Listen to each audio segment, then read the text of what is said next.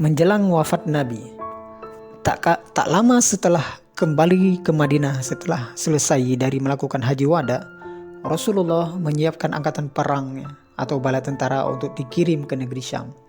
Pasukan perang ini dipimpin oleh Usamah bin Zaid, seorang pemuda yang masih belum genap 20 tahun umurnya. Terdapat juga Abu Bakar, Umar, dan sahabat-sahabat utama lainnya dalam pasukan perang ini. Namun karena Rasulullah sedang sakit, maka bala tentara ini juga tidak segera berangkat. Sakit Rasulullah semakin bertambah parah, hingga beliau tidak sanggup keluar untuk sholat dengan para sahabat di masjid. Beliau kemudian meminta Abu Bakar untuk sholat dengan orang banyak.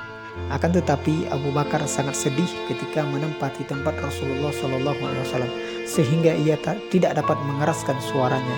Datanglah Aisyah dan Hafsah menemui Nabi dan menyarankan agar Rasulullah menyuruh Umar saja yang mengimami salat. Rasulullah berkata, "Sungguh kamu berdua adalah wanita-wanita seperti kaum Nabi Yusuf. Suruhlah Abu Bakar radhiyallahu an agar salat bersama kaum muslimin." Sehingga Abu Bakar salatlah dengan kaum muslimin. Pernah juga ketika Abu Bakar tidak sanggup mengimami salat karena begitu sedihnya, Umar bin Khattab tampil menjadi imam. Karena ia bersuara nyaring sehingga terdengarlah suaranya oleh Rasulullah di rumah Aisyah. Rasulullah pun menanyakan, "Di mana Abu Bakar?" Allah dan umat Islam tidak menginginkan itu. Artinya Abu Bakar yang diinginkan menjadi imam. Ketika kesehatan Rasulullah agak membaik, beliau keluar ke masjid untuk menemui kaum muslimin. Abu Bakar sedang mengimami salat. Melihat kedatangan Rasul yang diapit oleh Ali bin Abi Thalib dan Fadil bin Abbas, para sahabat memberikan jalan pada beliau untuk menempati saf pertama. Abu Bakar yang mengetahui kedatangan Rasul mundur dari tempatnya.